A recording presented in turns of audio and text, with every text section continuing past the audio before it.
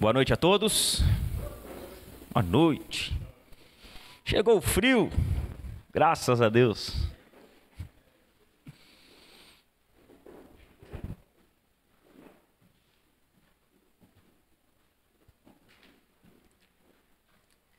Pro verão dá pra botar ar, mas pro frio não, irmãos. Pro frio vai ter que botar roupa. Então vem agasalhado que aqui é frio pra caramba aqui nesse prédio aqui.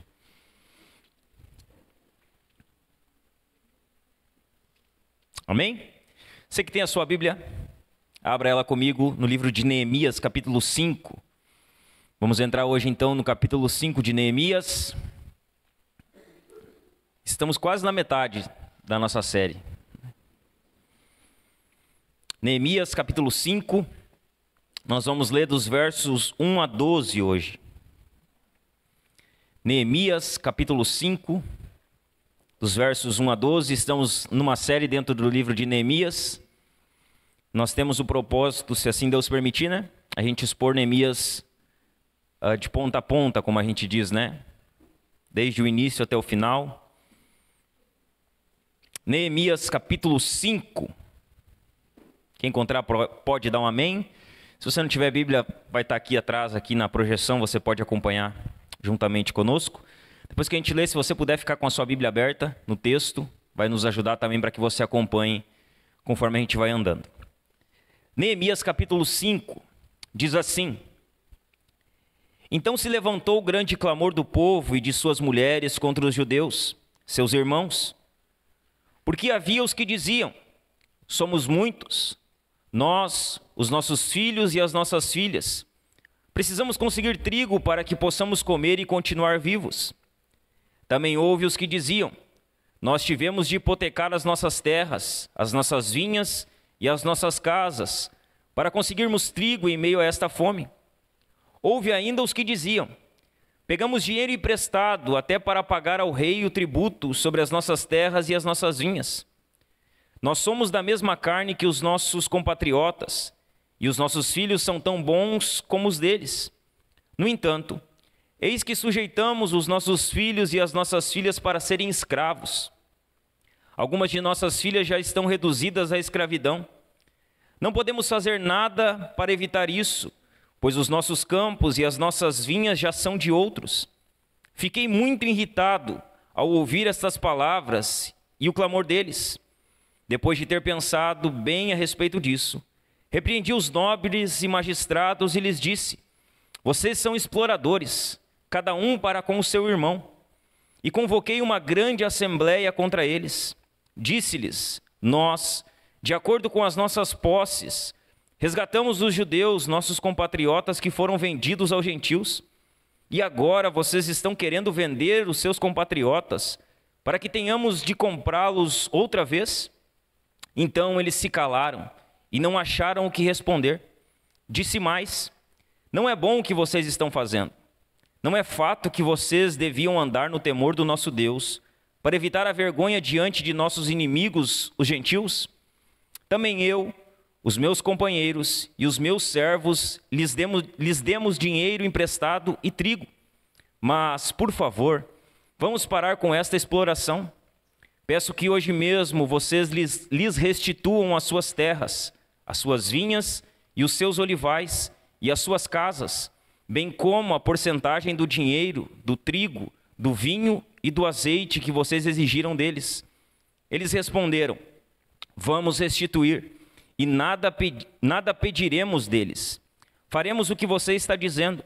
Então chamei os sacerdotes, e na presença destes, fiz com que jurassem que fariam o que prometeram. Até aqui. Amém? Então hoje nós vamos falar sobre a questão da injustiça social, que é o assunto que Neemias vai abordar aqui nesses 12 versículos. É sobre como a gente enfrenta a injustiça social. Então, quando a gente começou nessa série de Neemias, eu tenho falado isso muito nos GCs, a gente não programa muito, mas eu tinha muito tempo que eu queria pregar dentro do livro de Neemias, e a gente começou a pregar dentro do livro de Neemias algumas semanas atrás, 8 semanas mais específicas, né? E dentro do início dessa série, eu não quero aqui espiritualizar nada, mas eu creio que Deus ele também tem um tempo para ensinar o seu povo. Dentro dessa série, quando a gente começa a pregar sobre Neemias, logo na sequência a gente começou a passar por tudo que está passando aqui no nosso estado. E desde então que a gente pode ver que muito do que Neemias e o povo vivem naqueles dias de reconstrução dos muros é muito semelhante ao que a gente tem vivido hoje, na questão de catástrofe, de destruição, de reconstrução e dos problemas que cercam Neemias e o povo. Quando a gente fala de injustiça social, é algo que já é real no mundo que a gente vive e na sociedade que a gente está. O que a gente vai ver daqui para frente, com tudo isso que está nos cercando, no nosso contexto aqui, é que a injustiça social ela tende a crescer. É que as questões de diferenças sociais, elas tendem a aumentar. E nós vamos ver que Neemias vai falar muito sobre isso nesse texto que nós lemos hoje aqui. Quando a gente encerra o capítulo 4 de Neemias, o que a gente viu lá no capítulo 4? A gente viu que eles estão fazendo a obra, e a opressão, Sanbalat e Tobias oprimem, não querem que a obra avance, né? E aí, por um momento eles desanimam, a confusão, ameaças de destruição. Só que a gente viu semana passada que Deus ele frustra os planos de Sanbalat e Tobias.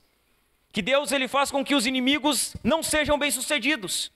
E Neemias ele volta com o povo para a reconstrução, dando para eles uma colher de pedreiro, para que eles reconstruam um muro, e uma espada para que eles protejam aquilo que estava sendo construído. Veja bem, até o capítulo 4, Neemias ele está lutando contra inimigos externos. Ele está lutando contra Sanbalat, ele está lutando contra Tobias, ele está lutando contra os amonitas, contra os adoditas, contra os samaritanos. Até aqui, no capítulo 4, os inimigos são externos. O que vai acontecer no capítulo 5? Os inimigos aqui, eles deixam de ser externos. E eles passam a ser internos. Sabe o que a gente não vai encontrar no capítulo 4 de Neemias, no capítulo 5, desculpe, de Neemias? A gente não vai encontrar Sanbalat e Tobias e nenhum daqueles que eram inimigo deles. Não há nenhuma citação deles no capítulo 5. Só que o problema continua. E o problema que antes era externo, agora ele passa a ser um problema interno. Ele passa a ser um problema que está acontecendo no meio do povo. Um inimigo sutil e difícil de ser enfrentado. O que nós vamos ver aqui basicamente é que no meio do povo de Deus existia pessoas ricas e pessoas pobres. O que nós vamos ver no capítulo 5 é que os ricos começam a se aproveitar do momento de fragilidade dos pobres para tirar tudo aquilo que os pobres tinham. Nós vamos ver que é um inimigo sutil e difícil de ser enfrentado. Sanbalat e Tobias não são mais o problema aqui. O problema aqui agora é outro. O problema aqui agora passa a ser a cobiça. O problema que Neemias vai ter que enfrentar aqui é a avareza dos nobres. A cobiça dos nobres. O egoísmo dos nobres de Jerusalém. O problema deixa de ser um problema com Sanbalat e Tobias e passa a ser um problema interno. Veja bem, no meio do povo de Deus que estava reconstruindo as muralhas, havia homens avarentos, cobiçosos e egoístas. Um problema que não é tão simples de ser resolvido. Homens cobiçosos, avarentos. Os nobres, eles começam a se aproveitar da crise financeira do povo. Eles queriam enriquecer às custas do povo que tinha menos condições. Veja bem, irmãos, o exército de Sanbalat e Tobias, ele era menos perigoso do que a avareza dos nobres. Os nobres de Jerusalém eram avarentos. Eles queriam enriquecer explorando os pobres. E isso é comum, né? Veja bem, irmãos, há sempre aqueles que aproveitam do momento de desespero de outras pessoas para tentar tirar benefício. Sempre. Veja bem, eu estou falando que o que a gente está pregando se aplica ao contexto que nós estamos vivendo hoje. O que nós vemos hoje? Nós vemos uma imensidão de pessoas que perdeu tudo que tinha. E sabe o que nós vemos também? Pessoas se aproveitando para tirar benefício em cima disso. Tem pessoas se aproveitando da situação. Há sempre pessoas desse tipo, que se aproveitam do momento de desespero de outras pessoas para enriquecer. O que o mundo diz que isso é? Esperteza. Não, esses são os espertos. Esses são aqueles que sabem se aproveitar da situação. O mundo chama isso de esperteza, mas nós cristãos não. Nós cristãos chamamos isso de avareza e de exploração. Esse é o nome que nós damos. Veja bem, uma pessoa que se aproveita da fragilidade de outra para ter benefício próprio, ela não é esperta. Ela é uma pessoa avarenta e exploradora, que está se aproveitando da situação de debilidade de pessoas. A injustiça social é algo que nós já vivemos em larga escala. É algo que já nos cerca. O que nós vamos ver daqui para frente é que isso tende a aumentar. Que essa questão da injustiça e da diferença social, ela tende a aumentar. A injustiça social é o assunto abordado no texto que nós lemos aqui. E no texto que nós vamos expor. O que Neemias vai nos ensinar a respeito da questão da injustiça social? Basicamente 3 coisas. Neemias tem algumas lições para nos ensinar. E ele vai nos ensinar 3 lições a respeito do problema da injustiça social. E de como a gente enfrenta isso na prática. A primeira coisa que Neemias vai nos ensinar a respeito da injustiça social é a natureza dela. A injustiça social, ela tem uma natureza. E Neemias, ele vai falar algumas coisas importantes dentro do texto aqui. Neemias, ele vai falar sobre 4 problemas que atingem pessoas que estão sofrendo por essa questão da injustiça. Pessoas que elas são menos abastadas, que vivem aquém do devido. Há 4 coisas que Neemias nos fala. A primeira coisa que Neemias vai falar, ele vai falar da fome. O primeiro assunto que Neemias aborda aqui no capítulo 5 é sobre a fome. Sabe o que nós vamos ver? Que há um clamor. O capítulo 5 começa dizendo que havia um grande clamor. O povo estava clamando. As mulheres estavam participando do clamor. Isso não era comum. O comum para as mulheres era ficar em silêncio dentro do contexto. Só que nós vamos ver que no início do capítulo 5 há um grande clamor. Neemias, ele fala da fome. Olha o que diz os versos 1 e 2. Então se levantou o grande clamor do povo e de suas mulheres contra os judeus, seus irmãos, porque havia os que diziam: somos muitos, nós, os nossos filhos e as nossas filhas, precisamos conseguir trigo para que possamos comer e continuar vivos. O primeiro assunto que Neemias aborda a respeito da injustiça social aqui, da natureza da injustiça social, ele fala da fome. Há um grande clamor, e o que eles precisavam? Eles precisavam trigo para se manter vivo. Eles precisavam se alimentar. Eles não estavam clamando contra os inimigos. Eles estavam clamando contra os seus próprios irmãos, contra os judeus, contra o povo de Deus, os seus compatriotas. A situação era tão desesperadora que até as mulheres estavam participando do protesto. Até as mulheres estavam envolvidas no protesto. Ou seja, o povo estava trabalhando na reconstrução dos muros. E eles trabalhavam juntos, olha isso. Os ricos e os pobres trabalhavam juntos. O povo estava trabalhando na reconstrução dos muros. Só que a panela deles estava vazia. Eles não tinham o que comer. Eles precisavam de trigo para se alimentar. Porque senão eles morreriam de fome. Eles estavam trabalhando na reconstrução dos muros, mas as suas panelas estavam vazias. Veja bem, eles estavam fazendo a obra de Deus. O muro que eles estavam reconstruindo era o muro de Jerusalém. Eles estavam empenhados na obra de Deus. E o que nós podemos aprender aqui? Que o fato de nós fazermos a obra de Deus não nos isenta dos problemas comuns da vida. Veja bem, o fato de nós fazermos a obra de Deus não nos isenta dos problemas comuns da vida. Veja bem, fazer a obra de Deus não quer dizer que você não vai ter problema nenhum. Veja bem, quem faz a obra de Deus, seu carro quebra. Quem faz a obra de Deus muitas vezes perde o emprego. Quem faz a obra de Deus fica doente. Quem faz a obra de Deus passa por situações que muitas vezes são inexplicáveis. Nós não estamos imunes por estar trabalhando para Deus. Eles estavam no muro. Eles estavam trabalhando, mas as suas panelas estavam vazias. E por que eles estão clamando? Porque se eles continuassem a trabalhar sem se alimentar, eles morreriam. O trabalho era pesado. Reconstruir os muros era uma obra grande e difícil. Eles não poderiam continuar trabalhando sem se alimentar. Irmãos, quando nós falamos de fome, nós estamos falando de um problema que atinge quase 50% do mundo.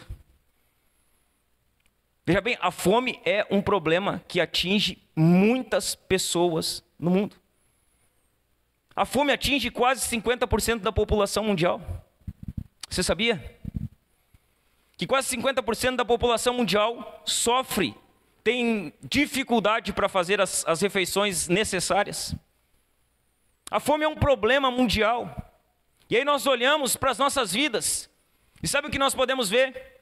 Que enquanto existe pessoas morrendo de fome, Existem pessoas morrendo de comer. Deixa eu falar para você, gula é pecado também. Gula também é pecado. Tem gente morrendo de fome, mas tem gente morrendo de comer. Está cheio de pessoas morrendo de fome, enquanto existem pessoas morrendo de comer. Veja bem, enquanto muitos esbanjam, sabe o que outros estão fazendo? Outros estão lutando desesperadamente para sobreviver. Enquanto alguns ficam inquietos por coisas insignificantes, coisas do tipo, essa semana eu não consegui sair para jantar. Essa semana faz tanto tempo que eu não como uma pizza. Faz tanto tempo que eu não vou numa lancheria. Coisas insignificantes. E tem gente que fica doente se não fizer isso. Tem gente que entra em depressão, irmão, se não dá uma saidinha, se não dá uma passeadinha. Enquanto tem gente, adoecendo por coisas assim. Tem pessoas que não têm o que comer. Tem pessoas que não têm o pão para botar na mesa.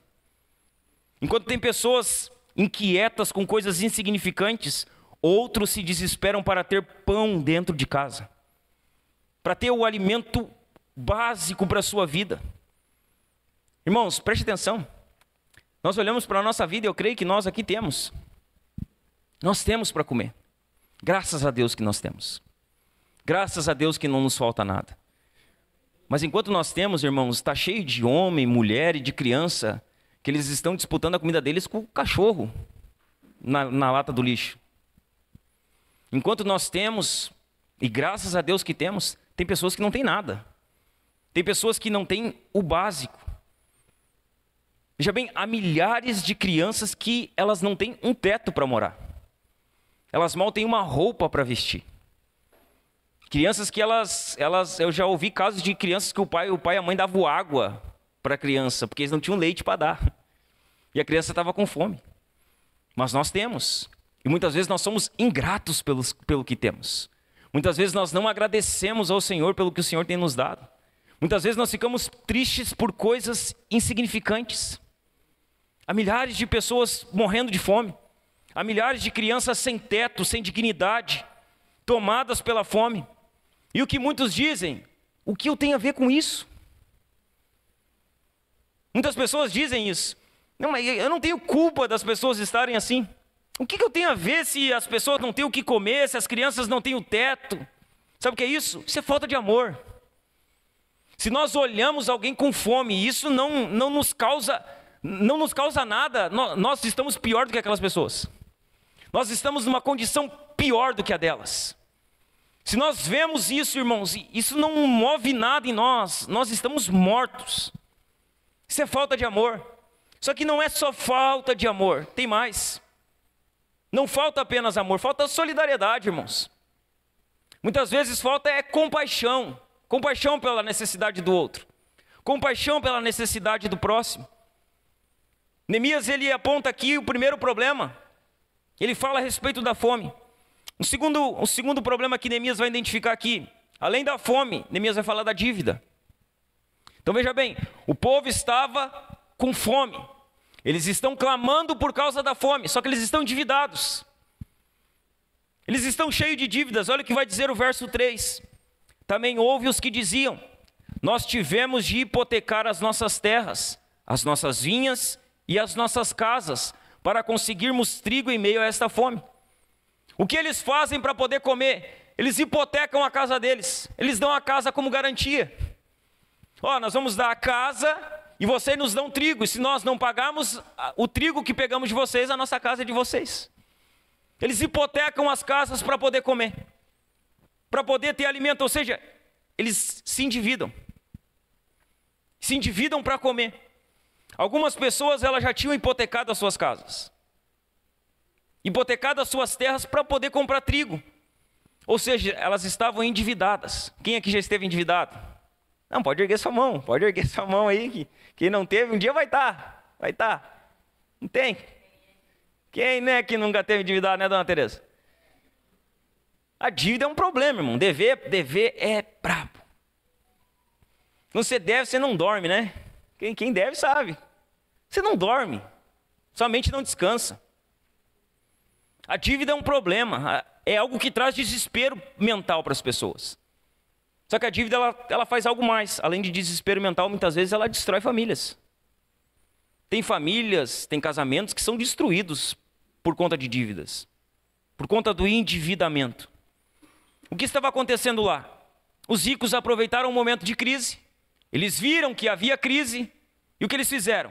Eles se aproveitaram daquilo, se aproveitaram da fome e do aperto daquelas pessoas e fizeram bons negócios. E tiveram grandes lucros.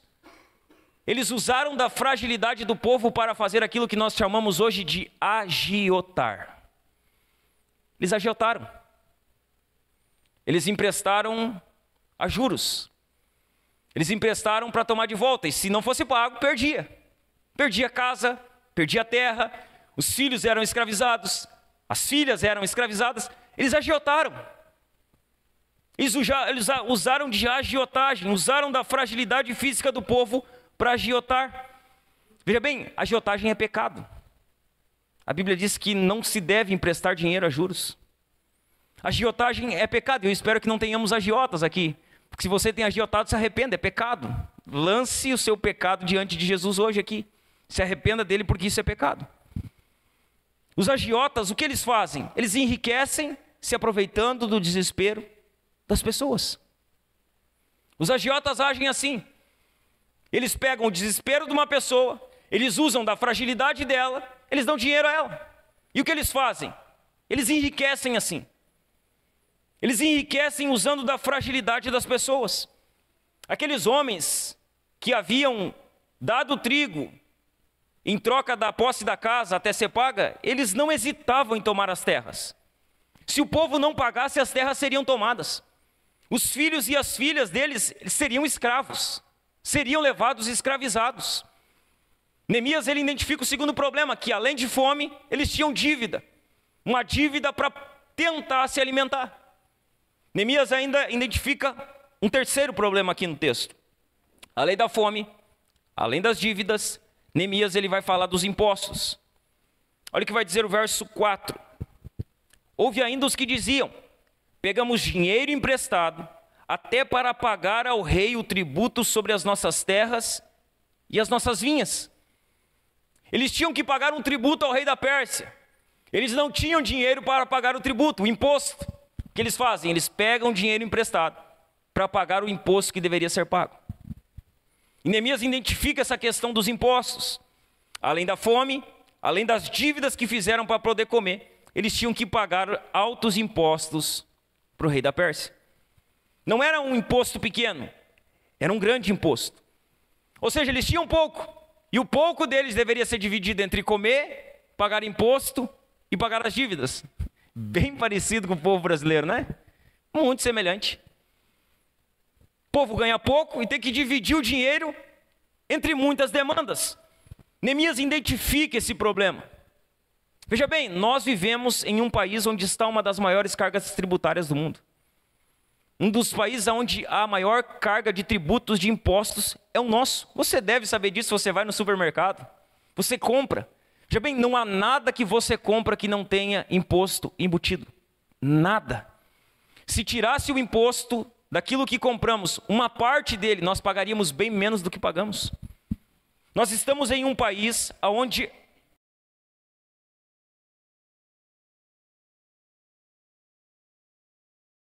um grande problema. Nós pagamos impostos, e o imposto que nós pagamos não volta para nós. Ele deveria voltar em benefícios para o povo. Então, tudo atributo. Veja bem, não é economia, é Bíblia, né? A gente aprende essas coisas na Bíblia. Tudo é tributo. Pagamos impostos, mas esses impostos eles não retornam em benefícios para nós.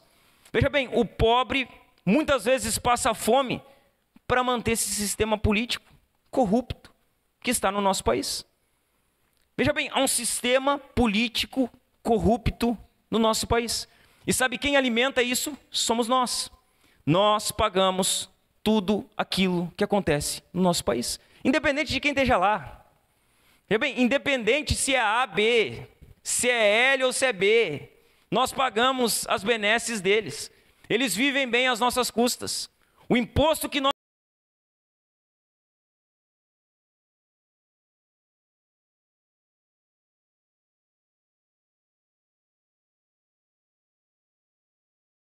tira tudo do povo e fica tudo para quem não precisa, independente de quem esteja. Pagamos impostos para alimentar esse sistema que é corrupto. Neemias é um líder político, nós não podemos nos esquecer disso. Neemias não é um sacerdote, Neemias não é um profeta, ele é um líder político. Ele vai governar Judá por determinado tempo. Então Neemias também nos ensina sobre política. Nos ensina o que acontece no meio da política e como nós devemos nos posicionar.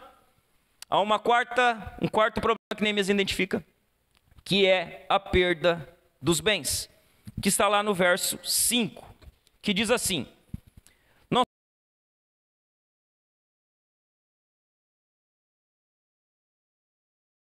Portanto, eis que sujeitamos os nossos filhos e as nossas filhas para serem escravos.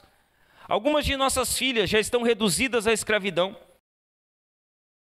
Para evitar isso, pois os nossos campos e as nossas vinhas já são de outros. O que Neemias identifica? Que eles tinham fome, que eles tinham dívidas, que o imposto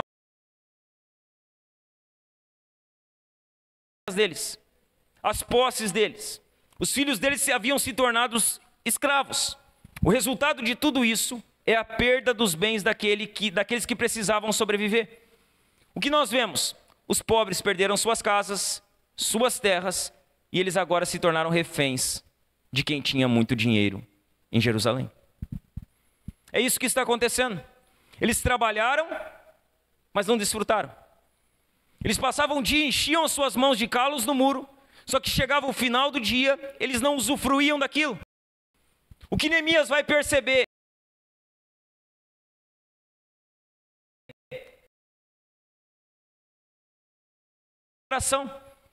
Neemias percebe que os mais pobres estavam sendo explorados. E o que ele vai fazer? Ele vai contender com os nobres. Ele vai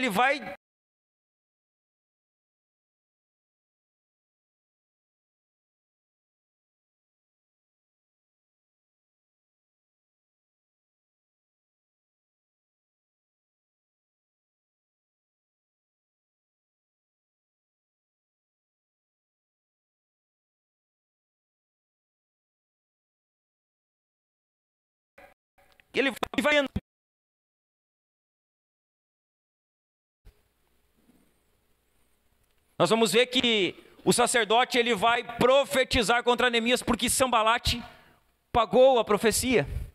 Ou seja, o sacerdócio estava corrompido. E porque estava corrompido, não tinha legalidade para confrontar o pecado do povo. Eles haviam se vendido. Eles estavam profetizando por dinheiro, muito semelhante ao tempo que vivemos. Eles profetizavam por dinheiro e perderam a sua autoridade. Por isso não poderiam confrontar os ricos, por isso não poderiam confrontar os políticos, porque estavam com o que nós chamamos de rabo preso. Por isso que pastor, pregador, líder não pode ter, irmão, rabo preso com ninguém, porque ele perde a autoridade de pregar o evangelho, irmão. Por isso que o lugar de política é na cadeira da igreja. Por isso que toda vez que vem um político aqui na nossa igreja, ele não sobe aqui em cima para falar nada. Ele é uma pessoa como você. No momento em que nós damos a autoridade que um político não deve ter, nós perdemos a nossa autoridade como mensageiros do evangelho de confrontar o pecado dessas pessoas. Foi isso que aconteceu com os sacerdotes. Porque os sacerdotes não poderiam fazer, Neemias teve que fazer. Neemias identifica os 4 problemas. E a pergunta que fica para nós, que estamos hoje aqui, diante da fome, diante da exploração por meio de agiotagem, diante dos altos impostos, diante da perda dos bens, o que nós estamos fazendo diante dessas coisas que acontecem hoje nos nossos dias? Para você, você tem saciado a fome de quem não tem o que comer? Você tem dado de... Você tem alimentado aqueles que não têm do que se alimentar? Você tem feito isso? Porque tem muitas pessoas passando fome. Você tem alimentado essas pessoas? Você tem saciado a fome de alguém? Ou será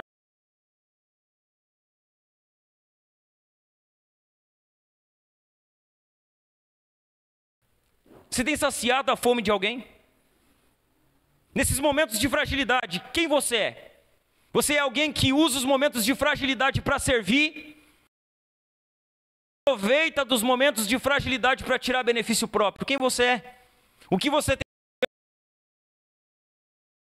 desse caos? O que você tem feito diante dos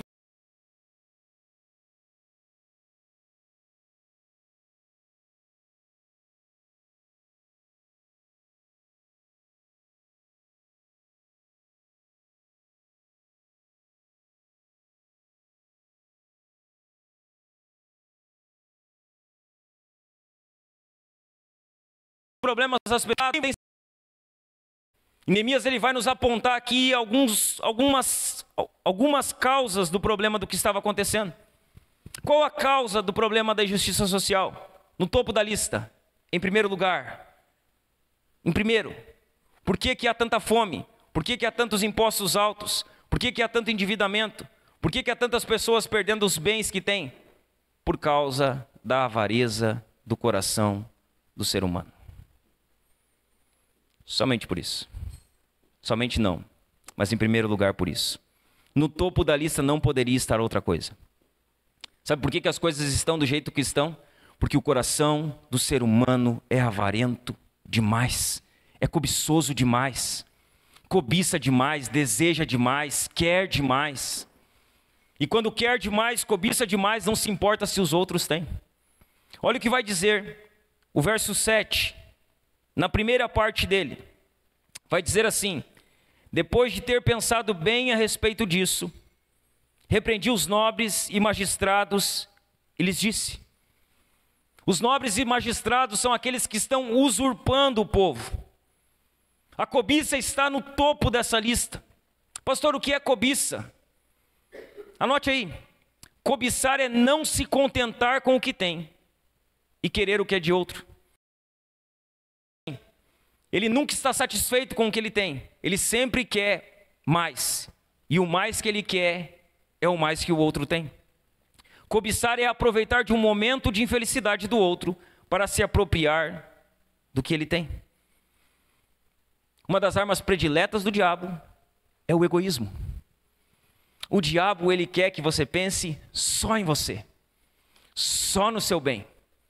Que só você tenha, que só na sua vida as coisas deem certo. Ele quer isso. Ele quer fazer com que você se concentre apenas em você. Com que você se concentre apenas naquilo que você quer. Se ele conseguir isso, ele venceu. Se o diabo conseguir fazer você olhar para o seu ventre e pensar somente em você e achar que o mundo gira ao seu redor, ele é vitorioso sem que você perceba. A cobiça é um grande problema, irmãos. É um grande problema. Você já notou que a gente tem demais? Notou? Veja bem. A gente está trabalhando aí nessa questão de ajuda para muita gente. Sabe o que a gente mais ouve? Não tem mais onde botar roupa. Tem muita roupa. É ou não é, Pedro? Tem muita roupa. Tem um caminhão cheio de roupa. Tem um prédio cheio de roupa. Mas peraí, essas roupas não são novas. Essas roupas, 90% são doadas. De onde é que surgiu tanta roupa? Onde é que essas roupas estavam? Elas estavam dentro de um guarda-roupa, ou dentro de vários guarda-roupas, né? Só que elas estavam, a maioria delas, paradas sem ser usadas. Ou seja, se tem demais do que não precisa. Se acumula demais do que não precisa. E nesses momentos nós podemos ver que nós temos roupa demais, calçado demais, comida demais, água demais, produto demais em casa. Que nós não precisamos de tudo isso para viver. Que na verdade nós muitas vezes somos cobiçosos, avarentos, egoístas. Quando nós ouvimos que vai acabar a gasolina, nós caímos no pavor e vamos lá e enchemos o tanque. E não pensamos se tem mais 10 pessoas para abastecer o carro. Egoísta. Quando nós ouvimos que vai faltar comida, nós vamos lá no mercado e enchemos o nosso carrinho. Somos egoístas. Nós não estamos pensando se tem mais 50 famílias para comer. Nós estamos pensando se não vai faltar para nós em um mês. Isso é egoísmo, irmãos. Isso é egoísmo. Sabe o que os nobres estão fazendo lá? Em meio à crise, eles estão sendo egoístas. Eles estão pensando apenas neles. Eles não estão nem aí se os seus irmãos têm para comer. Eles estão pensando apenas no bem e no que era melhor para eles. A segunda causa que Neemias vai identificar do problema aqui, da injustiça social, além da cobiça, é a falta de amor. Olha o que ele vai dizer no verso 7 ainda. Na parte B vai dizer assim: vocês são exploradores. Neemias chama eles e diz: olha, vocês são exploradores. Vocês estão explorando as pessoas. Falta amor para vocês. Vocês não amam de fato. Os opressores eram irmãos dos oprimidos. Eles estavam trabalhando na mesma obra. Veja bem, ambos tinham filhos. Ambos. Tanto que eles vão dizer: os nossos filhos não são diferentes dos filhos deles. Eles não são menos favorecidos, eles são bons também. Veja bem, eles estavam trabalhando na mesma obra, eles eram irmãos. Os opressores eram irmãos dos oprimidos. Neemias olha para aqueles nobres e diz: olha, vocês estão explorando, só que não é o inimigo que vocês estão explorando. Vocês estão explorando os irmãos de vocês. Se fosse no nosso tempo, nós dizíamos: você não tem vergonha na sua cara, vocês estão pegando dos irmãos de vocês. Vocês estão tomando de quem é povo de vocês.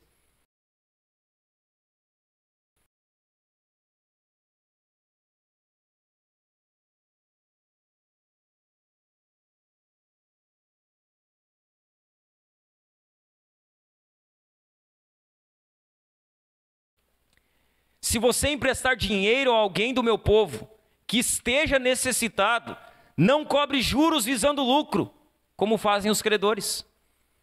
A lei era clara.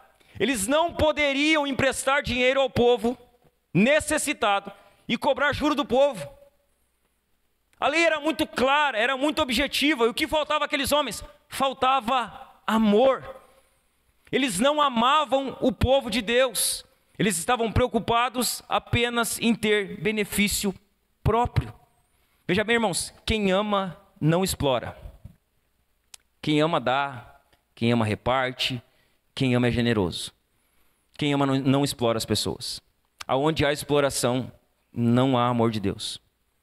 Olha o que vai dizer 1 de João, capítulo 3, no verso 17 e 18. Aí vocês podem projetar para nós aqui. 1 João, capítulo 3, nos versos 17 e 18. Diz assim: ora, se alguém possuir recursos deste mundo e vê seu irmão passar necessidade, mas fecha o coração para essa pessoa, como pode permanecer nele o amor de Deus? Filhinhos, não amemos de palavra, nem da boca para fora, mas de fato e de verdade. Como a Escritura define amor? A Escritura define amor como serviço. Assim, você tem, serve. Nós confundimos amor, o amor aqui, esse amor mundano, com o amor que a Bíblia define para nós. O amor da Bíblia está muito mais ligado a servir, a fazer, a demonstrar na prática. O que ele diz: olha, se você tem para repartir, não reparte, o amor de Deus não está em você. Olha o que vai dizer Tiago, capítulo 2, dos versos 14 e 17. Tiago 2, 14 e 17 diz assim: meus irmãos, qual é o proveito se alguém disser que tem fé, mas não tiver obras? Será que essa fé pode salvá-lo? Se um irmão ou uma irmã estiverem com falta de roupa e necessitando de alimento diário, e um de vocês lhe disser: vão em paz, tratem de se aquecer e de se alimentar bem, mas não lhes dão o pão necessário para o corpo, qual é o proveito disso? Assim também a fé, se não tiver obras, por si só, está morta. Não, nós temos que... Não, vai. Te esquenta, come, mas a pessoa não tem. Não tem. O que é isso? Isso é falta de fé, ou fé falsa. Porque a verdadeira fé sempre vem acompanhada das obras. As obras não salvam. As obras, elas testificam de uma fé genuína. Isso é falta de amor. Faltava amor para aquelas pessoas. Há uma terceira causa que Neemias identifica aqui: cobiça, falta de amor, e essa aqui é importante: falta de temor. Sabe por que eles estavam fazendo aquilo? Porque haviam perdido o temor do Senhor. Olhe para mim. Eles haviam perdido o temor do Senhor. Essa é a pior coisa que pode acontecer para alguém que conhece o Senhor. Já bem, a perca do temor é terrível. Sabe por que eles estão usurpando os seus irmãos? Sabe por que eles estão agiotando contra os seus irmãos? Porque em primeiro lugar eles haviam deixado de temer o Senhor. Olha o que Neemias vai dizer no verso 9. Ele vai dizer assim: disse mais, não é bom o que vocês estão fazendo. Não é bom, está errado. Neemias está dizendo, o que vocês estão fazendo está errado. Não é fato que vocês deviam andar no temor do nosso Deus? Não é fato. O que Neemias está dizendo, vocês estão errados. O que vocês estão fazendo está errado. E sabe qual é o problema disso? É que vocês perderam o temor a Deus. Isso que vocês estão fazendo é reflexo da perda do temor ao Senhor. Era falta de temor. Era perda do temor. Pastor, o que significa o temor do Senhor? Preste atenção. Temer ao Senhor significa procurar glorificar a Deus em tudo que fazemos. Em tudo. Quem teme a Deus busca fazer tudo para a glória de Deus. Só que significa mais. Temer a Deus significa ouvir a sua palavra, honrar a sua palavra e obedecer a sua palavra. Quem honra o Senhor, ouve a palavra, honra a palavra e obedece a palavra. Vamos repetir? Quem teme a Deus, ouve a palavra, honra a palavra e obedece a palavra. Isso significa temer ao Senhor. O mais impressionante de tudo isso, sobre temer a Deus, é que quando nós tememos a Deus, nós não precisamos ter medo de mais nada. Veja bem, quem teme a Deus não precisa ter medo de mais nada. Quem teme ao Senhor não precisa temer a mais nada, não precisa ter medo de coisa alguma. Entretanto, quando nós não tememos a Deus, nós vamos ter medo de todo o resto. A falta de temor fez com que aqueles homens usurpassem seus irmãos. Quem anda no temor de Deus não explora o seu próximo. Não explora. E sabe qual a pior coisa que pode acontecer conosco? É perder o temor do Senhor. A perda do temor é a pior coisa que pode acontecer conosco. Veja bem, quando se perde o temor, a vida perde os referenciais. Uma pessoa que perdeu o temor de Deus, a sua vida não tem mais referência. Ela perdeu os referenciais. Aquilo que há pouco tempo era pecado, se torna normal na vida de quem perdeu o temor. Veja bem, quem perde o temor de Deus, peca e não sente nem vergonha. Quem perde o temor de Deus, faz aquilo que condenava e não sente nem culpa mais por aquilo que está fazendo. A pior coisa que pode acontecer para um crente, para um cristão, é ele perder o temor ou lhe faltar o temor. A falta de temor faz com que percamos os referenciais. E aí sabe o que acontece? A impiedade sempre acaba na perversão. Sabe onde começa a perda do temor? A perda do temor começa quando nós começamos a fazer vista grossa para o que Deus chama de pecado. Veja bem, Cristo nos libertou para a liberdade, amém? Gálatas vai dizer isso. Foi para a liberdade que Cristo nos libertou. Só que o mesmo texto vai dizer, não use da liberdade para dar ocasião à carne. E aí nós entramos naquela do eu posso ou não posso, eu posso ou não posso. E nessa eu posso ou não posso, eu perco o temor. E quando eu perco o temor, eu começo a fazer o que não devo. E aí o nome de Jesus começa a ser blasfemado. Faltou temor para aqueles homens. A impiedade sempre acaba em perversão. Quando você olha para a vida de José, a mulher de Potifar, ela agarra José. Ela quer se deitar com José à força e José foge dela. Porque José temia a Deus. José tem a oportunidade de se deitar com a mulher de Potifar e ele sai sem roupa, pelado, literalmente correndo. Mas porque temia o Senhor, ele não pecou. Ele não adulterou. Veja bem, o que nos livra do pecado é o temor ao Senhor. Sabe por que nós não pecamos na maioria das vezes? Porque o temor do Senhor que está dentro de nós não deixa. Nós tememos a Deus. O pecado está ali nos cercando, nos rondando, batendo a porta do nosso coração. E muitas vezes nós estamos inclinados a ceder ao pecado e não cedemos porque o temor de Deus ainda está nas nossas vidas. Só que uma pessoa que perdeu o temor, o pecado rodeia ela, o pecado cerca ela e o pecado traga ela. A falta de temor, irmãos, é terrível. Provérbios 19, 23 vai dizer assim: o temor do Senhor conduz à vida. O temor do Senhor conduz à vida. Aquele que o tem ficará satisfeito, e mal nenhum o visitará. Veja bem, o que nos livra do pecado é o temor a Deus. E a minha oração é que você não perca o temor a Deus. A minha oração é que se você está aqui hoje e tem deixado de temer a Deus e tratado como vil as coisas do Senhor, que o Espírito Santo de Deus, Ele coloque de volta dentro de você, Ele traga de volta a você o temor ao Senhor. O temor a Deus. O temor do Senhor conduz a vida. Conduz a vida. A quarta causa que Neemias vai identificar aqui é que além da falta de temor a Deus, faltava para aquelas pessoas testemunho perante o mundo. Eles perderam o temor. E cara, depois que tu perde o temor, teu testemunho foi pro ralo. Já bem, perdeu o temor, o testemunho vai junto. Vai embora, porque quem não teme perde o testemunho, irmão. Aqueles homens perderam o testemunho, e a quarta causa que Neemias identifica aqui é a falta de testemunho perante o mundo. Ainda no verso 9 ele vai dizer assim: não é bom o que vocês estão fazendo.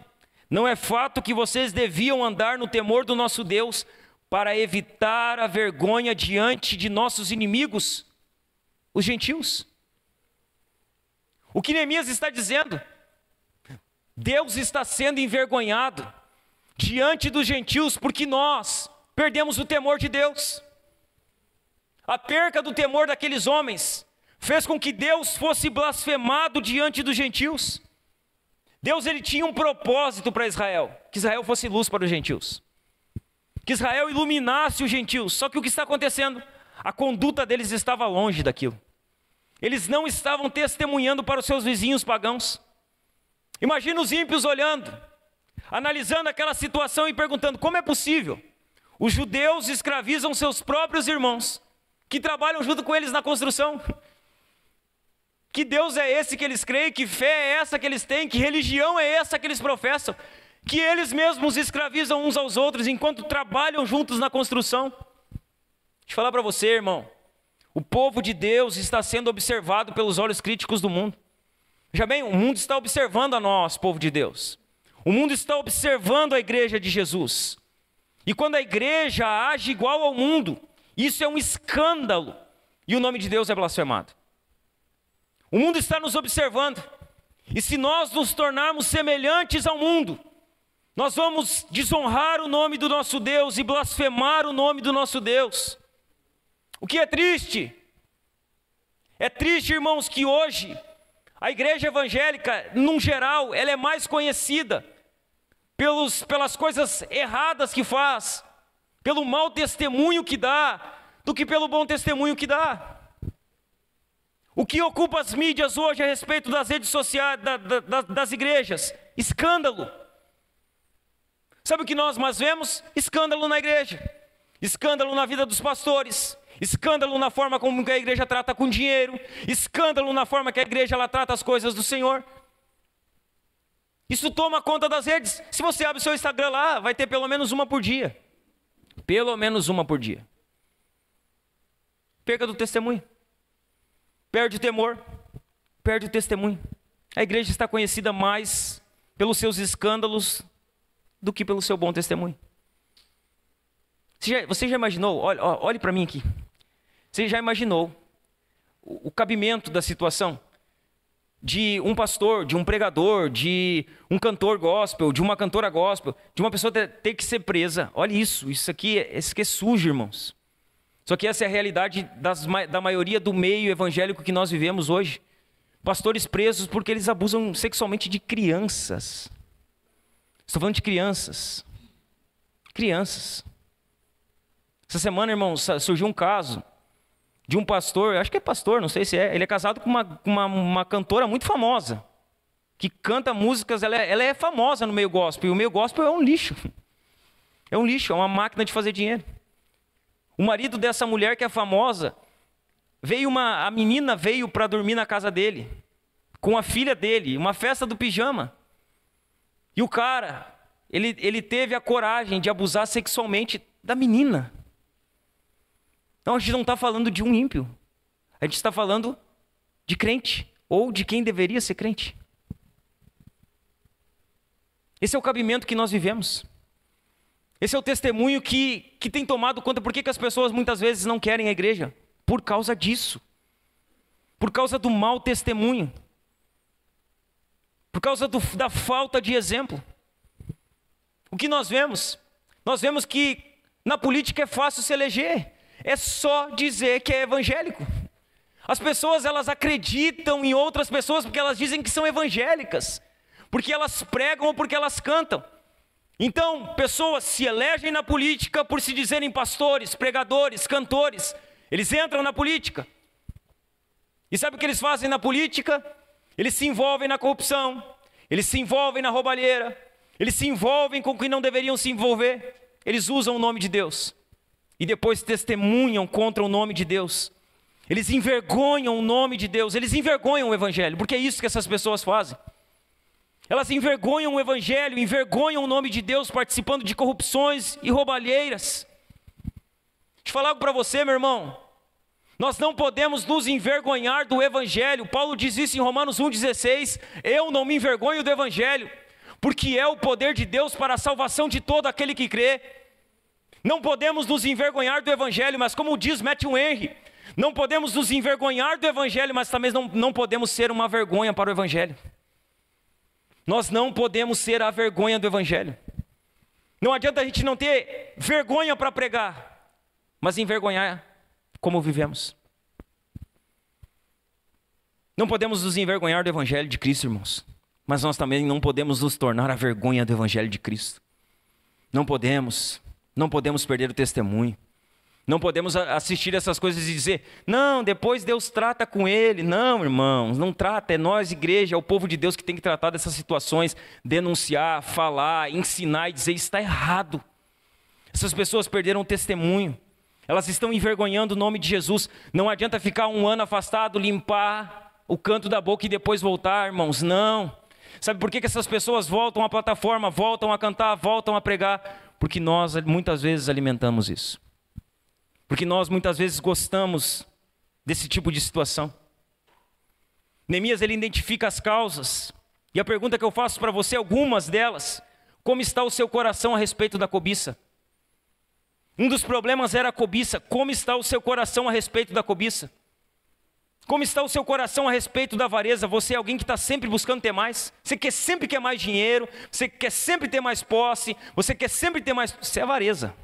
Isso é pecado. Se arrependa hoje aqui. Confesse para Jesus isso hoje. Abandone isso, porque isso é pecado. Você tem sido uma pessoa egoísta ou generosa?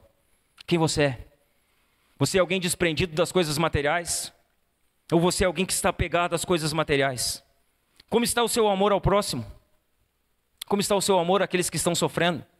Aqueles que estão passando por necessidade? Como está o seu amor para com os seus irmãos da fé? Como está o seu amor para com eles? Como está o seu temor a Deus? Você teme a Deus? O temor de Deus ainda é algo que está dentro do seu coração? Ele existe ou foi pelo ralo? Ele existe ou foi tragado? Ele existe ou se perdeu? Como está o seu testemunho? Você tem testemunhado diante das pessoas? Seu testemunho é um bom testemunho? Você prega o evangelho, mas você procura viver o evangelho? Você prega a palavra, mas você procura praticar a palavra? Como está o seu testemunho diante das pessoas? Você é alguém que está vivendo para a glória de Deus ou para a vergonha do evangelho? Como você está vivendo? A sua vida está glorificando a Deus ou a sua vida está envergonhando o evangelho de Jesus? Como está a sua vida hoje aqui? Como está a sua situação hoje aqui? Se você está aqui hoje, meu irmão e minha irmã, e se a resposta para alguma dessas perguntas é negativa, eu estou sendo um avarento, eu não estou amando o próximo, eu perdi o temor, eu não estou dando um bom testemunho. Se você respondeu negativamente para alguma dessas perguntas, Hoje é o dia de você se arrepender. Nós vamos sempre pregar arrependimento aqui, sempre tem. Porque a nossa missão como uma igreja de Jesus é chamar as pessoas ao arrependimento. Então se a sua vida está assim, se arrependa. Se o seu coração é um coração avarento, se arrependa. Se você perdeu o temor a Deus, se arrependa. Se você não tem amado o próximo, se arrependa. Se você não tem testemunhado, se arrependa. Sabe por quê? Porque Jesus tem perdão para a sua vida hoje aqui, meu irmão. Jesus pode perdoar você desse pecado. Jesus tem perdão para o seu pecado hoje aqui. Se o seu coração tem sido avarento, se arrependa, porque Jesus perdoa o pecado da avareza. Se você perdeu o temor, Jesus está aqui hoje para devolver o temor para a sua vida. Se você não tem testemunhado diante das pessoas o Evangelho, Jesus está aqui para restaurar o seu testemunho. Se arrependa. Jesus perdoa pecados, Ele restaura a sua vida, Ele quer usar você para a glória do nome dEle. Se arrependa. Jesus tem perdão para você, Jesus tem restauração para a sua vida. Se arrependa do seu pecado, confesse ele e receba perdão da parte de Deus hoje. Neemias, ele identifica a natureza do pecado, da injustiça social. Ele identifica as causas do problema da injustiça social. Neemias, ele vai nos trazer uma terceira situação, uma terceira lição. Ele vai trazer a solução para o problema da injustiça social.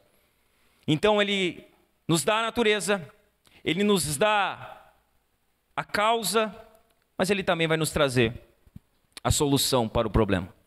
Para resolver a injustiça social, Neemias ele vai nos ensinar 5 princípios. Veja bem, vivemos no meio da injustiça social, ok. Há pessoas que estão mais debilitadas e têm menos condições do que muitos de nós, ok. Como nós resolvemos esse problema?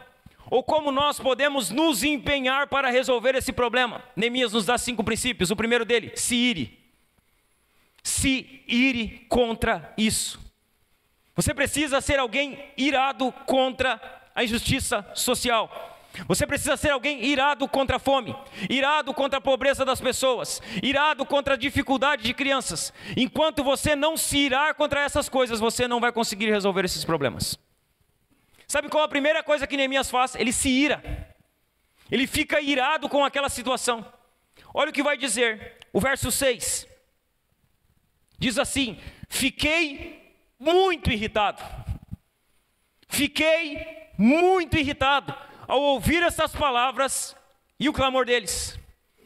Sabe como Neemias fica diante da injustiça social? Ele fica irado, irritado, indignado com aquilo. Ele olha para aquela situação e ele se irrita com aquilo. Ele se indigna com aquilo. Se nós queremos começar a resolver esse problema, nós precisamos ter uma indignação santa no nosso coração. Nós precisamos estar irados com isso. Neemias não ficou passivo diante de toda aquela injustiça. Ele reagiu, irmãos. E ele reagiu de forma forte. Ele ficou aborrecido e ele se encheu de ira. Você está dizendo assim: ah, pastor, mas não posso me irar, irar é pecado. Não, você pode se irar. Você pode se irar. Ireis, mas não pequeis. Né? Não está dizendo que você não pode se irar. Está dizendo que a sua ira, ela não pode transbordar e se tornar pecado. Mas você deve se irar. Se você está vendo alguém passando fome, aquilo não ira você, não indigna você, não irrita você. Está errado, irmãos. Neemias, ele se indignou com aquilo. Ele se aborreceu com aquilo. Veja bem, não foi um acesso de ira pecaminoso que ele teve. Ele não saiu batendo em todo mundo, quebrando em todo mundo, porque a gente confunde a ira com isso, né? Estou irado, me irei e quebrei tudo. Não, você perdeu a razão, na verdade, né? Você não se irou. Neemias, ele não se ira de forma pecaminosa. Ele não sai batendo e quebrando todo mundo. O que ele faz? Ele vai resolver aquela situação. Ele não tem um acesso pecaminoso, mas uma expressão de indignação justa diante do modo como os judeus estavam tratando os seus irmãos. O conformismo, irmãos, com a injustiça, é um grave pecado aos olhos de Deus. Nós não podemos ver a injustiça e ficar conformados com isso. Nós não podemos, a gente está vendo tudo isso, né? Não pode, irmãos, a gente vê um monte de gente passando fome, sofrendo, perdendo tudo, e a gente ficar, sabe, inerte a isso, está errado. Não dá para se conformar. Não dá para a gente ver todas essas coisas e ficar conformados. A ira em si, ela não é pecado. Efésios 4:26 vai dizer: irai-vos, mas não pequeis. A ira em si não é pecado. A ira é pecaminosa quando ela é derramada sobre os nossos filhos. Sabe quando você se ira na sua casa, pai? E aí você sai, agora eu vou resolver isso aqui. E aí você sai, ó, pecou. Sabia? Pecou. A ira é pecaminosa quando ela é dirigida e usada da maneira errada. A ira é pecaminosa quando ela é dirigida aos nossos filhos. Ela é pecaminosa quando ela é derramada.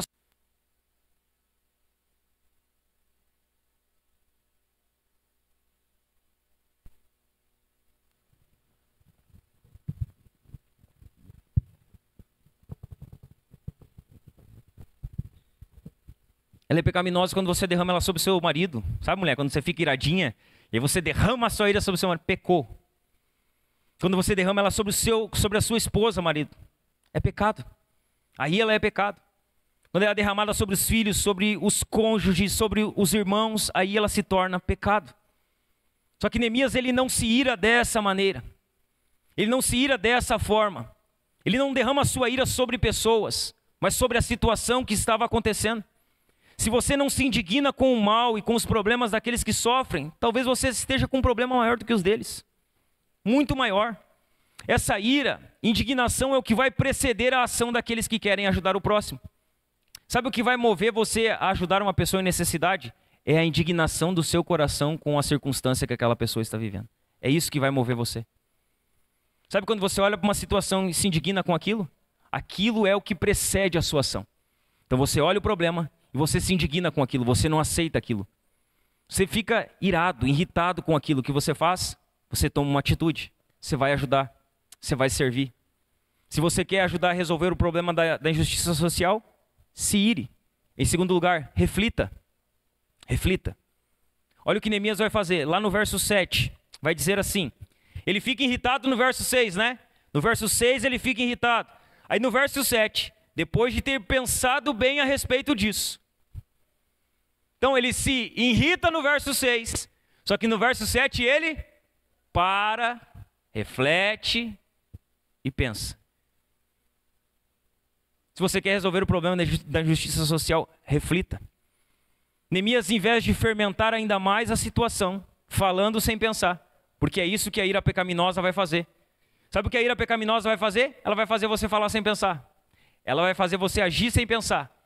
Ela vai fazer você ter atitude sem pensar. Neemias não faz isso. Ele se ira, para e pensa sobre tudo o que está acontecendo. Depois ele vai tomar uma decisão. Então, se nós queremos resolver o problema, precisamos refletir. Precisamos pensar antes de falar. Sabe por quê? Olhe para mim. Se você pensasse antes de falar, olhe para mim, olhe para mim. Se você pensasse antes de falar, você falaria e faria menos coisas erradas. Sabe onde é que a gente cria o problema? Quando a gente fica irado e deixa vir para fora o que está no coração. Que a boca sempre vai falar do que está cheio o coração. E aí a gente despeja, né? Quando você fala sem pensar, a única coisa que você vai fazer é machucar pessoas. Só isso. Toda vez que você fala sem pensar, seja com seu filho, seja com sua esposa, seja com seu esposo, que você deixa a ira vir para fora rapidamente, pronto, o que você fez foi criar um problema. Você machucou uma pessoa. E depois que a palavra veio, irmão, para você consertar isso é muito mais demorado. Falar sem pensar só causa problema. Se você pensasse antes de falar e fazer, você erraria menos. Você machucaria menos as pessoas. Muito menos. Olha o que vai dizer Provérbios 18:13. Põe para nós. Provérbios 18:13. Responder antes de ouvir é tolice e vergonha. Então tem gente que gosta de rebater, eu sou bom aqui, eu não levo desaforo para casa. Tolice. Tolice. Você vai criar mais problema com isso. Há um outro texto aqui, Provérbios 29:22. Olha o que vai dizer. Provérbios 29:22. A pessoa colérica provoca discórdias, e quem facilmente fica irado multiplica as transgressões. Sabe, quem fala demais cria problema. Quem quer sempre falar cria problema. Veja bem, no muito falar abundam as transgressões. Então, se ire, mas pare e pense, reflita.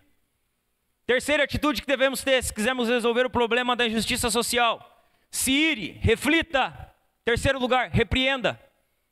Neemias se irou, Neemias parou e pensou, e no terceiro lugar que ele faz, ele vai repreender aqueles homens. Ele vai, de fato, chamar eles ao arrependimento. Olha o que diz ainda no verso 7. Depois de ter pensado bem a respeito disso, repreendi os nobres e magistrados e lhes disse. Neemias se irou, Neemias parou e pensou, então ele chamou eles. Corrigiu eles, repreendeu eles. Neemias teve coragem de repreender o erro, ainda que na vida dos nobres, dos ricos e dos poderosos. Neemias podia pensar assim: não, mas é que eles dão o maior dízimo da igreja. Então a gente não pode pregar para eles, porque se a gente mandar falar para eles que eles estão fazendo errado, eles vão sair da igreja. Neemias não está nem aí, irmão. Para quem é rico, quem é pobre. Se é rico tem que ser repreendido, se é pobre tem que ser repreendido. Neemias repreende eles. Neemias não olha para as condições dele, ele não amacia a situação. Sabe, ele não passa a mão, ele não chama pecado de erro. Ele não diz assim: olha, meus queridos, vocês erraram aqui. Sabe aquela voz meiga, veludada? Vocês erraram, meus queridos, meu amado. Você errou, meu amado. Neemias não chama de meu amado. Neemias não chama de meu querido. Neemias diz: olha, vocês precisam se arrepender disso aqui. Vocês estão roubando os seus irmãos. Neemias, ele não amacia a situação. Ele chamou os nobres e magistrados de avarentos, de cobiçosos e egoístas. Ele não chamou o pecado de erro, que é a moda agora, né? Não, a pessoa não pecou, ela errou. Não, ela pecou, é pecado, a Bíblia diz que é pecado. Neemias não chamou o pecado de erro. Neemias, ele se preocupou com eles, em repreender a eles, em corrigir aqueles homens. Sabe o que ele faz? Ele vai lá e coloca o dedo na ferida deles. Se você está aqui nessa igreja, vai ser assim todo domingo. É assim. A gente vai abrir a Bíblia, vai pregar para você. A gente vai falar de coisa que você não quer ouvir. A gente vai mexer nas feridas que está aí. A gente vai chamar pecado de pecado. A gente não vai amaciar, irmãos. Nós vamos abrir a Bíblia, vamos pegar. Não estão preocupados se você vai chorar, se emocionar, se você vai cair, se você vai rolar. Estão preocupados se você vai se arrepender, se você vai confessar os seus pecados, se você vai para o céu com Jesus. É isso que Neemias faz. Ele vai lá e coloca o dedo na ferida deles. Neemias desmascara aqueles homens, denuncia a conduta vergonhosa deles. Veja bem, ver o pecado de uma pessoa e não repreender não é amor, é ódio. Se você está vendo uma pessoa pecar e você não repreende ela pelo pecado dela, além de você não amar ela, você está participando do pecado dela. Você se torna participante. A Bíblia é clara: condene as obras das trevas e não se tornem participante delas. Efésios. Nós não podemos ver as pessoas pecando, errando e a gente, não, está tudo certo. Não está certo. Precisa chamar as pessoas ao arrependimento. Então repreenda. Em quarto lugar, Neemias, ele vai nos mostrar uma quarta atitude. Então, ele se irrita, ele reflete, ele, em terceiro lugar, ele repreende e em quarto lugar ele dá o exemplo. O que Neemias vai fazer? Ele vai dar o exemplo. Olha o que diz o verso 8. Diz assim: disse-lhes: nós, de acordo com as nossas posses, resgatamos os judeus, nossos compatriotas, que foram vendidos aos gentios. E agora, vocês que estão querendo vender os seus compatriotas para que tenhamos de comprá-los outra vez? Então, eles se calaram e não acharam o que responder. Olha o que vai dizer o verso 10. Vai dizer assim: também eu, os meus companheiros e os meus servos, lhes demos dinheiro emprestado e trigo, mas por favor, vamos parar com esta exploração. Então Neemias, ele está cobrando algo deles. Eles estavam sendo cobiçosos e se aproveitando, e Neemias diz: olha, nós usamos do nosso dinheiro para comprar o povo que era escravo de volta, e agora estão querendo vender eles de volta. Neemias diz no 10, eu, os meus companheiros, os meus servos, a gente deu dinheiro para eles emprestado. A gente não pediu juro, a gente emprestou dinheiro para eles. A gente não cobrou juros deles, para que eles pudessem comer. Neemias diz: olha, eu estou cobrando algo de vocês, só que antes de cobrar eu estou dando exemplo para vocês. O que eu estou falando para vocês fazer, eu já fiz antes. Neemias, ele dá o exemplo. E se a gente deseja sanar ou trabalhar para amenizar a questão da justiça social, a gente precisa dar exemplo, irmãos. Neemias não apenas falou, ele deu exemplo. Ele não era um hipócrita que falava. Ele falava e fazia. Neemias era um homem que amava o povo, ele não amava o dinheiro do povo, ele amava o povo. Ele queria ver o bem do povo. Ele resgatou os judeus escravos dos estrangeiros, que estavam sendo novamente escravizados. Ele perdoou a dívida daquelas pessoas, pois elas não tinham como pagar para ele. Ele fez essas coisas. Ele deu exemplo para aquelas pessoas. Veja bem, Neemias está exigindo dos seus compatriotas o que ele mesmo já havia feito. É isso que ele está pedindo. Olha aqui para mim, meu irmão. A autoridade ela é fundamentada no exemplo. Quem tem autoridade? Quem dá exemplo. A autoridade é fundamentada no exemplo. Então veja bem, a autoridade é fundamentada no exemplo. É mais importante do que poder. Nós confundimos poder com autoridade. São duas coisas totalmente diferentes. Veja bem, nem todo mundo que tem poder tem autoridade. Tem muita gente que tem poder, mas não é todo mundo que tem poder que tem autoridade. As duas coisas são diferentes. O que é poder? Poder é a faculdade de forçar ou coagir alguém a fazer a sua vontade. Uma pessoa que tem poder, ela pode forçar alguém a fazer a sua vontade. Ela pode obrigar, por quê? Porque ela tem poder.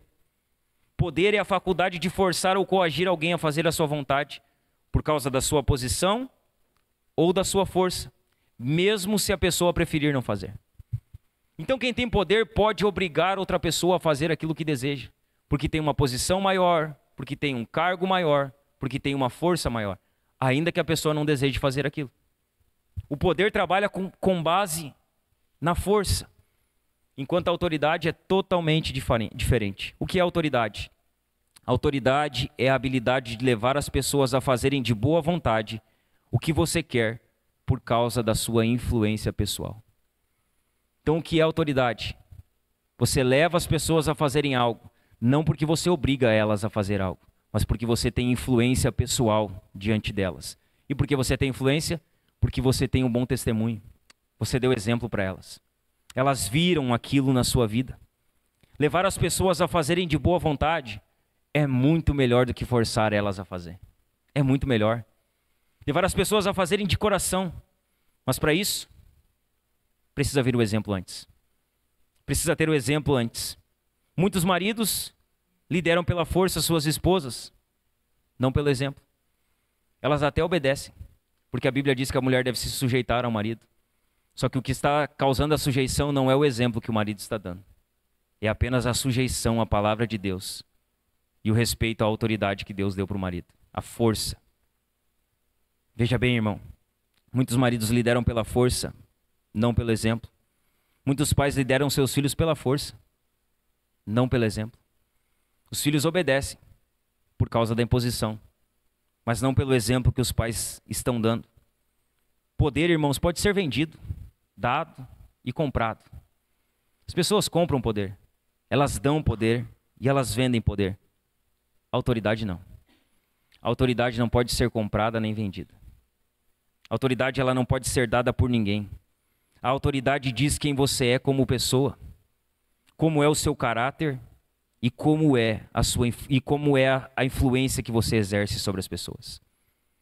A autoridade é totalmente diferente de força e de poder. O que nós deveríamos buscar? Liderar pelo exemplo e ter autoridade. Palavras convencem, né? Mas exemplos arrastam. O exemplo arrasta, irmãos. Nós podemos falar bonito, falar bem. Eu posso vir aqui falar bonito, falar bem para você, que a gente tem que fazer, que a gente tem que acontecer, que a gente tem que servir. Posso sair daqui amanhã, ir para minha casa e viver minha vida. Só palavras. Palavras, elas convencem. Mas o exemplo, ele vai arrastar. O exemplo vai fazer com que as pessoas sirvam de bom coração. O exemplo vai fazer com que as pessoas sirvam não por obrigação, não por imposição, mas porque elas estão vendo pessoas puxando a fila. Neemias lidera pelo exemplo. A quinta atitude que nós devemos ter então, e aqui nós vamos encerrando, além de dar exemplo, precisamos trabalhar. Como a gente vai vencer a injustiça social, pastor? Trabalhando. Trabalhando. É tentando amenizar a dor de crianças, é tentando amenizar a fome de pessoas, é tentando ajudar. Chegou aqui, ó, cheguei aqui, nem tinha chegado na igreja hoje, tinha gente aqui, irmão. Gente pedindo ajuda, não tem o que comer, tem fralda para botar no filho, não tem como fazer higiene pessoal. Nem entrei na igreja, eu só cheguei na porta e já tinha gente aqui esperando. E a gente podia chegar aqui e dizer, não tem, tá cheio, né? Por enquanto, mas teve mais cheio, você já viu isso aqui, né? Tava bem mais cheio. Isso aí é a semana inteira assim, irmãos. É a semana inteira, gente procurando, gente necessitada. E como é que a gente vai ajudar a sanar o problema social dessas pessoas hoje? Porque a gente está vivendo um caos social trabalhando, servindo, ajudando, se despreendendo, colocando a nossa vida à disposição. Hoje fazem o quê? 21 dias, 22 dias desde que tudo isso começou, né? Já tem quase um mês, irmãos. Quase um mês, depois de um mês. Dá um testemunho pessoal para vocês, depois de um mês. O dia que eu fiquei em casa, que eu cheguei em casa e fiquei em casa, depois de um mês, foi sexta-feira passada. Chega em casa, sai de casa. Chega em casa, sai de casa. Quando vai para casa? Que tem muita coisa a ser feita. Muita gente para ser ajudada. Muito problema para ser resolvido. Tem muita coisa para ser sanada. Veja bem, há muito problema social, caos social. E o que nós precisamos? Precisamos trabalhar, precisamos colocar a mão, precisamos servir essas pessoas, precisamos ajudar as crianças, precisamos fazer algo, precisamos trabalhar. É o que Neemias ele vai ensinar. No verso 11 diz assim: peço que hoje mesmo vocês lhes restituam as suas terras, as suas vinhas, os seus olivais e as suas casas, bem como a porcentagem do dinheiro, do trigo, do vinho e do azeite que vocês exigiram deles. Neemias diz, olha, é hoje que vocês têm que fazer. Veja bem, devolve para eles, dá de volta a eles, restitui eles, ajuda eles. Eles estão passando fome, vocês têm que ajudar eles a sanar a fome deles. Eles precisam ter dinheiro para comer, perdoem a dívida deles. Neemias está dizendo, trabalhem, ajudem essas pessoas. Ajudem eles, os problemas deles são grandes, mas nós podemos ajudar a amenizar a dor deles. Assim é conosco. As pessoas estão com problemas gigantes, mas nós podemos ajudar a amenizar essa dor hoje.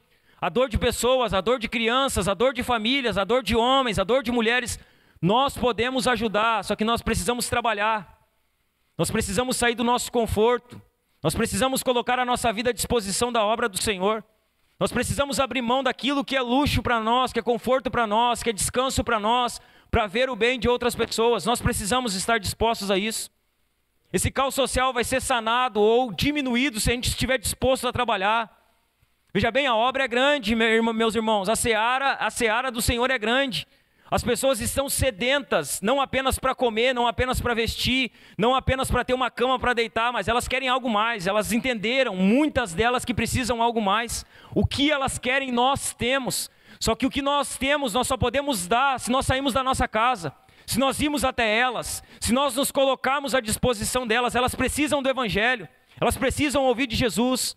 Elas precisam receber uma palavra de esperança. Há esperança para essas pessoas e nós sabemos que há. Então precisamos trabalhar, precisamos servir, precisamos colocar a nossa vida à disposição. Nós podemos amenizar esse caos. Esses 12 versículos aqui, irmãos, e aqui encerramos de fato, eles nos mostram duas coisas importantes. Sobre a injustiça social, Neemias tem duas coisas importantes aqui nós encerramos. A primeira delas, o sucesso de Neemias. Neemias, ele tem sucesso no que ele está propondo. Ele vê o caos, ele se indigna com o caos, ele repreende o caos. E sabe como ele vai terminar? Tendo sucesso naquilo que está propondo. O verso 12 vai dizer assim na primeira parte: eles responderam, vamos restituir e nada pediremos deles, faremos o que você está dizendo. Sabe o que esse texto nos ensina? Ele nos mostra o sucesso de Neemias. Ele nos mostra que Neemias ele tem sucesso naquilo que propõe. A proposta de Neemias ela foi aceita instantaneamente. Neemias ele teve sabedoria para lidar com os problemas de fora. Ele soube lidar com Sambalate, Tobias, com a opressão, com a oposição. Mas ele também soube lidar com os problemas de dentro. Neemias ele mobilizou o povo, ele protegeu o povo, ele escutou o povo, ele saiu em defesa do povo. Neemias ele era servo do povo e não era um explorador dele. Ele estava lá para servir o povo, e é isso que os líderes são, eles estão ali para servir as pessoas. O maior líder de todos diz que o maior é o que? Serve. Isso são líderes. A liderança que muitas vezes nós entendemos é a liderança por poder. A liderança que Jesus ensina é a liderança pelo serviço. O maior não é o que está à mesa, o maior é aquele que serve à mesa. O nosso Senhor, Ele ensinou a liderar lavando o pé daqueles que muitos iam negar ele quando ele estivesse na cruz. Neemias teve sucesso no que ele propôs a fazer, e essa é a primeira lição importante que nós podemos aprender. A segunda coisa importante que nós podemos aprender é a prudência de Neemias. Ele tem sucesso. Eles dizem, olha, hoje nós vamos fazer, hoje nós vamos devolver, hoje nós vamos restituir. Sabe o que Neemias faz? Ele é prudente, ele diz, não, espera aí, nós vamos chamar o sacerdote aqui. Vem cá, sacerdotes, venham cá. Ele coloca o povo diante do sacerdote. Olha o que vai dizer no verso 12, a segunda parte. Então chamei os sacerdotes, e na presença destes, fiz com que jurassem que fariam o que prometeram. Ele é prudente. Ele ouve as palavras deles, ouve as promessas deles, mas diz, não, peraí, vocês vão jurar pelo que vocês vão fazer. Vocês vão assumir um compromisso aqui. Ele não se contentou apenas com a palavra dos nobres e magistrados. Ele queria que eles assumissem um compromisso legal e oficial diante das autoridades competentes. Neemias, irmãos, nos ensina que precisamos ser precavidos e prudentes. Nós precisamos ser. Neemias nos ensina isso. Neemias nos ensina que devemos confiar. Nós devemos confiar, mas nós também devemos ser criteriosos e cautelosos. Neemias nos ensina que Deus pode ser glorificado e seu povo abençoado quando nós lidamos de forma correta com os problemas. Deus pode ser glorificado se a gente lidar de forma bíblica com as questões que estão à nossa volta. Veja bem, a injustiça social sempre houve e sempre haverá, mas nós podemos amenizar isso. Na verdade, nós como igreja, nós temos uma missão. E uma delas é trabalhar na questão social para amenizar o caos social que esse mundo vive. Veja bem, igreja não é ONG, ela não vive de ação social, mas ela precisa trabalhar no social. Nós temos aqui uma declaração de visão da igreja, ela está lá no nosso Instagram. Lá no nosso Instagram está escrito assim, ó, anunciando a Cristo, fazendo discípulos, servindo a cidade. Essa é a nossa declaração de visão aqui do ministério. O que nós queremos? Nós queremos anunciar a Cristo, pregar o Evangelho, abrir a Bíblia, ensinar o Evangelho para as pessoas. Quando nós anunciamos a Cristo, a consequência clara disso é que discípulos serão formados. Anunciando a Cristo, fazendo discípulos, servindo a cidade. Nós temos um compromisso aqui nessa igreja com o social, com o servir o bairro, com o servir as pessoas, com servir aqueles que estão com necessidades. E como eu sempre falo, o nosso braço é curto, ele não alcança muito longe, mas ele alcança em algum lugar. Nós podemos sempre ajudar alguém. E nós sempre estamos tentando fazer isso de alguma forma. Que a gente, irmão, trabalhe para amenizar o caos social que está à nossa volta. Que a gente trabalhe para saciar a fome de quem tem fome. Para dar roupa para quem não tem roupa. Para dar uma vida digna para quem não tem condição de uma vida digna. Essa também é uma missão da igreja.